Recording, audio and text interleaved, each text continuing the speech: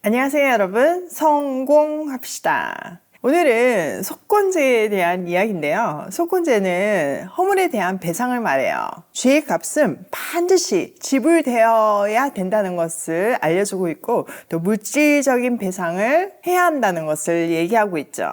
속건제는 지금 오늘 본문에서 두 부분으로 나뉘어서 설명되고 있는데요. 14절에서부터 19절은 하나님에 대해서 하나님의 것을 범했을 때에 대한 이야기고, 6장 1절에서부터 7절은 이웃의 재산권을 침해했을 때에 대한 배상 내용이에요. 이것을 통해서 우리가 왜 꼭 사과를 해야 하는지, 용서를 구해야 하는지, 나의 잘못에 대해서는 어떤 책임을 져야 되는지에 대해서 확인할 수 있어요. 한번 본문 속으로 들어가 보도록 할게요. 자, 14절. 주님께서 모세에게 말씀하셨다. 누구든지 주에게 거룩한 제물을 바치는데 어느 하나라도 성실하지 못하여 실수로 죄를 저지르면 그는 주에게 바칠 속건 제물로 가축대에서 흠 없는 수령 한 마리를 가져와야 한다. 성소의 세계 표준을 따르면 속건 제물의 값이 은 몇 세겔이 되는지 내가 정하여 주어라. 그는 거룩한 재물을 소홀히 다루었으므로 그것을 보상하여야 한다. 그러려면 그는 자기가 바쳐야 할 것에 5분의 1을 보태어 그것을 제사장에게로 가져가야 한다. 제사장이 속건 재물인 수량에 해당하는 벌금을 받고서 그의 죄를 속하여 주면 그는 용서를 받는다. 자, 하나님께 드린 제물에 대해서 실수로 죄를 범하였으면 속건 제물로 숫양을 제사장에게 가져가야 된대요. 이때 그 양은 성소의 표준 세겔로 제사장들이 계산을 하고 여기에 5분의 1, 즉 20%를 더 가져와야 한대요. 이 속건 제물의 특징은요, 다른 제사에서는 쥐나 돈에 따라서 제물이 좀 커지기도 하고 작아지기도 했잖아요. 선택할 수 있는 범위가 있었어요. 그런데 이 속건 제물은 모든 사람에게 동일하게 적용돼요. 번제가 온전한 헌신, 화목제가 하나님과의 화평, 속죄제가 죄사함을 상징했다면요, 속건제는요, 하나님과 예배자의 언약 관계 회복을 상징하고 있어요. 자, 17절. 나 주가 하지 말라고 명한 것 가운데서 어떤 것을 하여 잘못을 저질렀으면 비록 그가 그것이 금지된 것인 줄을 몰랐다고 하더라도 그에게는 허물이 있다. 그는 자기가 저지른 악행의 결과에 책임을 져야 한다. 그는 가축대에서 흠 없는 수령 한 마리를 제사장에게 가져가야 한다. 속건 제물로 바치는 값은 내가 정하여 주어라. 그리하여 그가 알지 못하고 실수로 저지른 잘못은 제사장이 그의 죄를 속하여 주면 그는 용서를 받는다. 이것이 속건 제사이다. 그는 주를 거역하였으니 이 일에 책임을 져야 한다. 자, 속건제는요, 성물에 대해서 죄를 범했을 뿐만 아니라 하나님의 말씀을 어겼을 때에도 적용되었어요. 모르고 지은 죄도 적용이 되었죠. 조금 이해를 돕기 위해서 몇 가지 예를 들면요, 제사장들만 먹을 수 있는 진설병이 있잖아요. 그것을 일반 사람이 실수로 먹었을 경우에 그런 것이 이제 속건제를 드려야 되는 거에 해당하는 거죠. 또 율법으로 정해진 것들이 있잖아요. 예를 들어서 전리품을 몰래 훔친 죄, 이런 것도 다 속건제에 속하였죠. 대표적인 케이스가 여리고성을 정복한 후에 아간이 그 전리품을 일부 숨겼잖아요. 그런 것들이 다 속건제에 해당하는 죄였어요. 이런 의미에서 지금 우리에게는 교회의 재정이나 또 교회에 있는 어떤 물건들, 그 모든 것들을 얼마나 소중히 아끼고 잘 사용해야 되는지 생각할 수 있죠. 자, 1절. 주님께서 모세에게 말씀하셨다. 누구든지 나 주에게 성실하지 못하여 죄를 지으면 곧 이웃이 맡긴 물건이나 담보물을 속이거나 도둑질을 하거나 이웃의 것을 강제로 빼앗거나 남이 잃어버린 물건을 줍고도 감추거나 거짓 증언을 하거나 사람이 하면 죄가 되는 일들 가운데서 어느 하나라도 하면, 자, 우선 이까지 보면요. 자, 이웃의 재산권을 침해했을 때도 이 속건제를 드려야 함을 알려주고 있어요. 5가지 케이스를 제시하고 있는데요. 첫 번째는 이웃이 맡긴 담보물을 속여서 빼앗는 경우예요. 두 번째는 물건을 도둑질했을 경우이죠. 세 번째는 강제로 빼앗은 경우. 네 번째는 남의 물건을 줍고도 감춘 경우. 다섯 번째는 거짓 증언을 한 경우예요. 이렇게 이웃에게 죄를 범했을 때 반드시 속건 제사를 드려야 함을 알려주고 있어요. 자, 4절. 그래서 그가 그런 죄를 짓고 유죄 판결을 받으면 그는 자기가 강도질을 하여 훔친 물건이든 강제로 빼앗아서 가진 물건이든 맡고 있는 물건이든 남이 잃어버린 물건을 가지고 있는 것이든 거짓으로 증언하면서까지 자기 것이라고 우긴 물건이든 모두 물어내야 한다. 그는 이 모든 것을 모자람이 없이 다 갚아야 할 뿐 아니라 물어내는 값의 5분의 1에 해당하는 값을 보태어 본래 임자에게 갚되 속건 재물을 바치는 날로 갚아야 한다.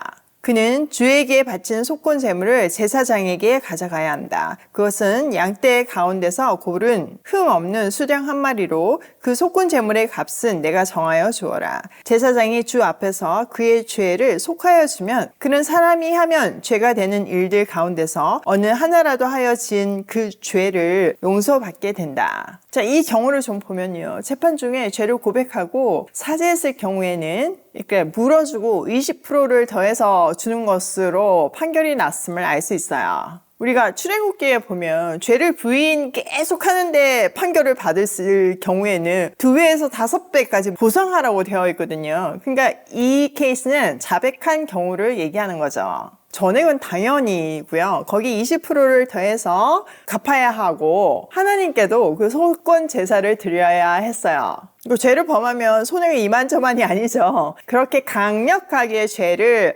못하게끔 이런 장치를 해놨기 때문에 사람들은 죄 짓는 것에 민감하고 또 조심하게 되었을 거예요. 우리도 마찬가지잖아요. 법이 있어도 뭐 벌금이 별게 아니다 이러면 뭐 그냥 무시하고 가지만 벌금이 너무 많고 이러면 더 집중해서 안 하려고 하잖아요. 그런 것 같이 죄성이 있는 우리에게 안전장치로 이런 제사들을 규정하고 지키게 했던 거죠. 자, 여기서 아주 중요한 포인트는요. 죄를 범했으면 하나님한테 먼저 사죄를 하는 것이 아니라 먼저 이웃에게, 그 피해를 본 이웃에게 보상을 한 다음에 속건 제사를 드리게 했어요. 이 원리는 예수님의 가르침에도 동일하게 적용이 되었잖아요. 죄를 범했을 때 하나님께 용서를 구하기 전에 먼저 그 이웃에게 가서 용서를 구하고 또 싸운 일이 있으면 먼저 화해를 한 다음에 하나님께 오라고 얘기하잖아요. 그 순서가 너무나 중요한 거예요. 만약에 우리가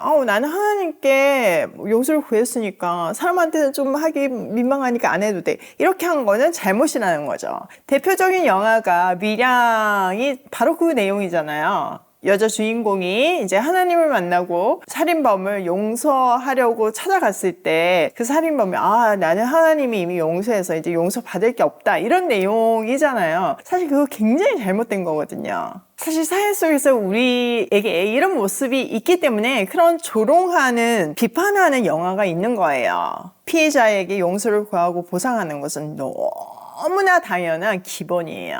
그 다음에 이제 하나님 앞에서 죄를 고백하고 은혜를 구해야 하는 거죠. 신약에서 그런 멋진 대표적인 케이스가 있는데요. 바로 삭개오예요. 삭개오는 예수님을 만나자 새로운 피조물이 되었잖아요. 그런 당시의 세리였어요. 세리는 뭐 얼마나 그 당시 악독한 직업이냐면은 마치 우리 일제시대에 일제 앞잡이와 같은 그런 역할이었어요. 로마에서 세금을 부과하잖아요. 근데 그냥 이렇게 받아내면 잘 안 내니까 유대인 중에서 그 세금 거두는 세리를 주죠. 그럼 이 세리는 그 과중한 세금을 받아내는 것과 동시에 거기에 이제 자기 몫까지 이만큼 붙여서 받아내는 거예요. 세금 중에서 일정한 금액만 로마에게 바치고 나머지는 자기가 다 가지기 때문에 막 미친 듯이 이제 돈을 끌어 모으는 거죠. 그러니 이 세리들에 대해서 원망이 얼마나 자자했겠어요. 근데 이 삭개오는 예수님을 만나자 자기가 했던 것이 얼마나 큰 잘못인지를 알게 된 거죠. 그래서 먼저 자기의 재산의 반을 내놓는다고 말하잖아요. 또 자기가 이제 잘못 막 이렇게 착취한 거에 대해서 4배를 갚아준다고 얘기하잖아요. 여기 속건제 기준으로는 20%만 갚으면 되는데 그만큼 죄에 민감하게 반응하겠다 이 얘기를 하는 거예요. 이게 은혜 받은 사람의 특징인 거죠. 우리도 삭개오처럼요. 하나님을 제대로 만났기 때문에 하나님 안에서 새로운 피조물이 되었기 때문에 죄에 민감하고 책임을 지는 크리스찬의 태도를 가져야 해요. 하나님을 만나면 새로운 도덕적 기준이 생기잖아요. 예전에 아무렇지도 않던 일이 이제 찔려서 못하는 거 너무 많지 않아요? 전 정말 많거든요. 자, 이렇게 우리는 속건제를 살펴보았는데요. 이 속건제의 원리를 우리 삶에 어떻게 적용해야 되는지 한번 살펴볼게요. 먼저 우리는 속건 제물이 되어주신 예수 그리스도의 제물 되심으로 인해서 제사함을 받는 은혜를 입었어요. 그렇기 때문에 우리는 이제 율법 아래에 사는 인생이 아니라 은혜 아래에 은혜의 법으로 사는 인생이 되었죠. 그래서 내가 그 법 지키는데 관심이 없다 이게 아니고요. 그 놀라운 은혜를 입었기 때문에 그 은혜를 입은 자로서 사랑으로 지켜야 될 의무가 있는 거죠. 두 번째, 이웃에게 저지른 죄는 하나님께 죄를 범한 것이다. 이거 2절에 6장 2절에 분명하게 얘기를 하잖아요. 누구든지 나 주에게 성실하지 못하여 죄를 지으면 그러면서 이웃에 대한 죄가 쫙 나열되어 있잖아요. 우리가 이웃에게 한 죄는요, 하나님께 죄를 범한 거하고 동일해요. 그렇기 때문에 우리가 죄를 범하지 않으려고 노력해야 하는 거죠. 또한 우리가 크리스찬으로서 죄를 범하면 정말 하나님의 명예를 훼손시키는 거잖아요. 그 미량의 케이스처럼요. 그렇기 때문에 크리스찬다운 하나님의 자녀다운 삶을 살아야 해요. 세 번째, 우리의 모든 소유는 하나님의 것이다. 말라기서에 보면요, 11조를 하지 않은 것은 하나님 것을 도둑질한 것이다 이렇게 표현하고 있잖아요. 우리의 삶이 하나님께 온전히 속하였음을 알고 물질, 시간, 재능 그 모든 소유를 하나님이 기뻐하시는 곳에 사용해야 해요. 안 그러면 도둑질이 되는 거죠. 네 번째, 하나님의 이름과 주님께 속한 거룩한 것들을 속되게 해서는 안 돼요. 여기에는 하나님의 이름을 망령되게 부르는 거, 또 하나님의 이름으로 거짓 맹세를 하는 거, 이 모든 것이 속건제에 해당하는 사항들이죠. 또 하나님의 소유인 교회의 재정이나 물건도 아주 소중히 여기고 제대로 써야 해요. 다섯 번째, 이웃에 대해 사과하고 적절한 보상이 필요하다. 그 뒤에 하나님께 회개해야 해요. 오늘도 이 속건제의 원리를 내 삶에 잘 적용하면서 하나님 사랑, 이웃 사랑을 실천하는 하루로 고고싱해요.